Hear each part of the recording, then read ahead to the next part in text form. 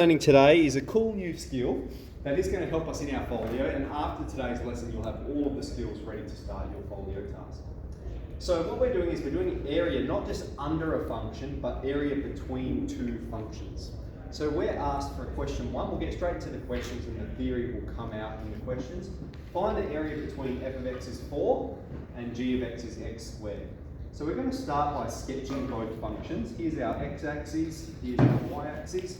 And if we have the line y equals 4, that's going to be our f of x, right? f of x is equal to 4. It's just going to be a horizontal line where every y value on that line is 4. And if we have x squared, that's a parabola that goes through the point of origin. Okay. So what we're asked to do is find the area between those functions. The area, you'll hear this word, bound by these two functions. So we want to know what's the area here. And all it's going to be is it's going to be the integral from a to b of the top function, take the bottom function.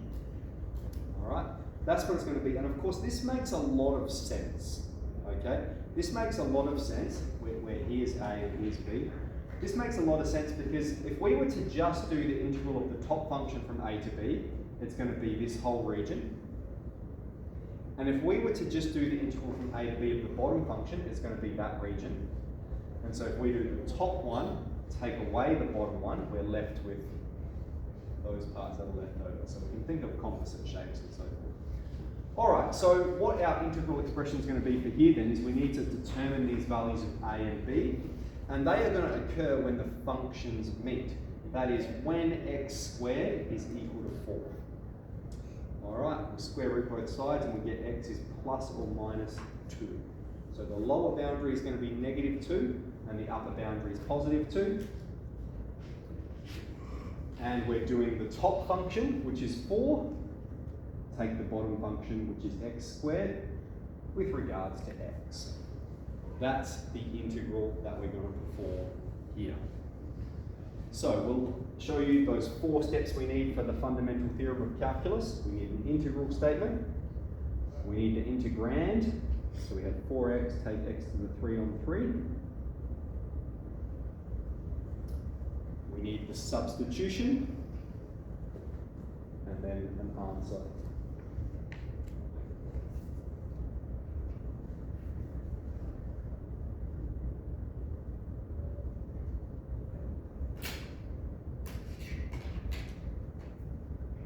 Okay, now for our answer, don't type this into your calculator. Look how long it is. It's going to take a while to type in. One thing you might recognise is that that and that are going to be the same value. So it's going to be, because this is going to be that sort of region and that's going to be that region added together. So they're going to be the same value and the negative will make it positive. But what we should type into our calculator is just this one. It's faster and it's going to guarantee that we get the correct answer. So anyone done so already? I'll have a race here.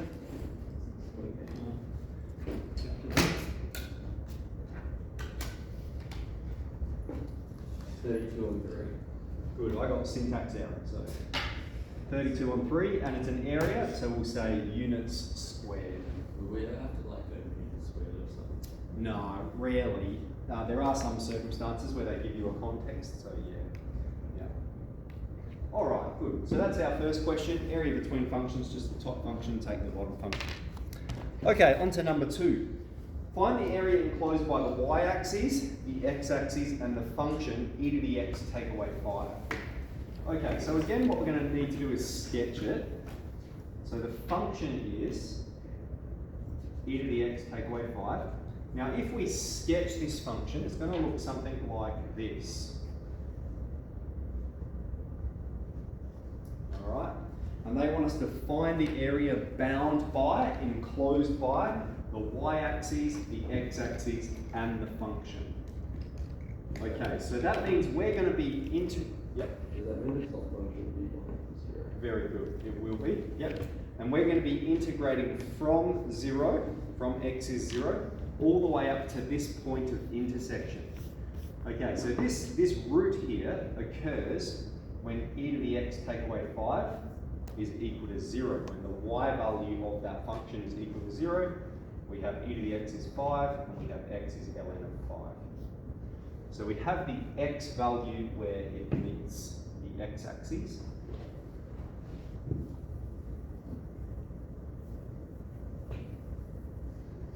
Now what we're still doing, anytime we have a function underneath the x-axis like we do here, exactly like Will said to us, we are going to still treat it as the top function take the bottom function, where the top function is the x-axis, which is the line y equals 0. So when we substitute this in to our formula, we have the integral from a to b of the top function take the bottom function. So our boundary is from 0 to ln of 5.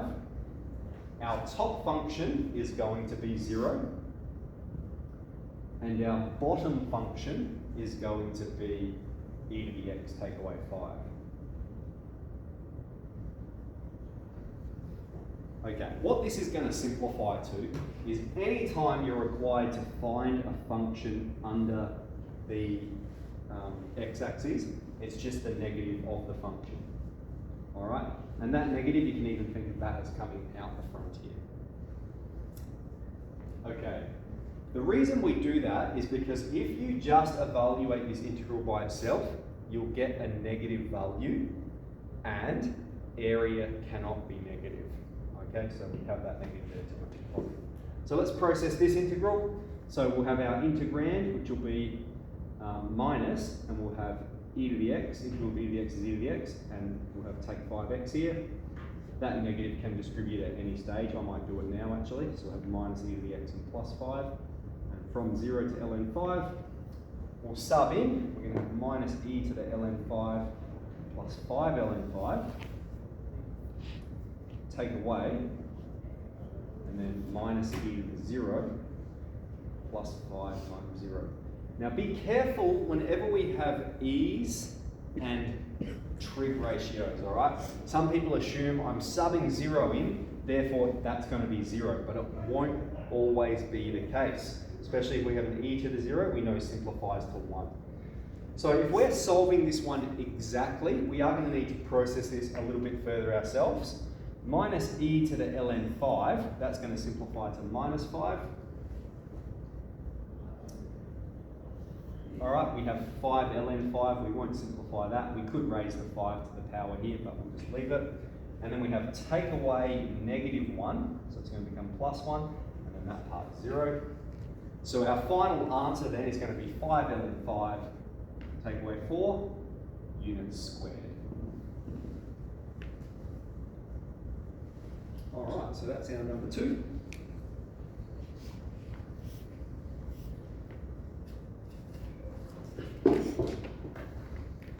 All right, very good. Any questions with that one?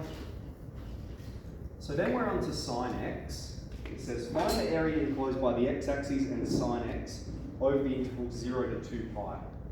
So we have sine of x from 0 to 2 pi. Now if we sketch the function sine x from 0 to 2 pi, this is what it's going to look like. Here's 2 pi, here's pi, it has an amplitude of 1. Alright, now it wants us to find the region of both of these arcs. So there's a couple of ways we could do it. Basically, we could, probably the simplest way would be to go the integral from 0 to pi of sine x and then double it, because we recognise that that area is the same as that area. Although we're making a few assumptions that I would say the assumption is warranted, but we need to be careful when making assumptions. So that would be a very obvious way to do it. However, I'm going to break it down into 2 integral statements that will definitely be a suitable way of doing it as well. So we know that this first region is going to be just the integral from 0 to pi of sine x. That's the area under the function sine x. The second region, all right, has the top function being 0 and the bottom function being sine x. So for the second region, it's going to be the negative of sine x. Why? Because it's the top function, which is 0, take away the bottom function, which is sine x, over this interval from pi to 2 pi. Okay, so we'll just process that. Integral of sine x is negative cos x. And integral of negative sine x is going to be positive cos x. Okay, sub in our pi's and our zeros and 2 pi's.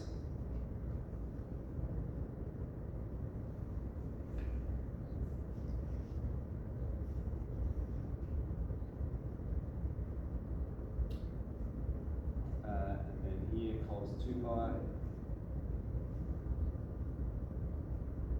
So what are we going to have? We're going to have positive 1 plus 1 plus 1. Take negative 1. 4 units squared. Alright. So that's exercise 5B.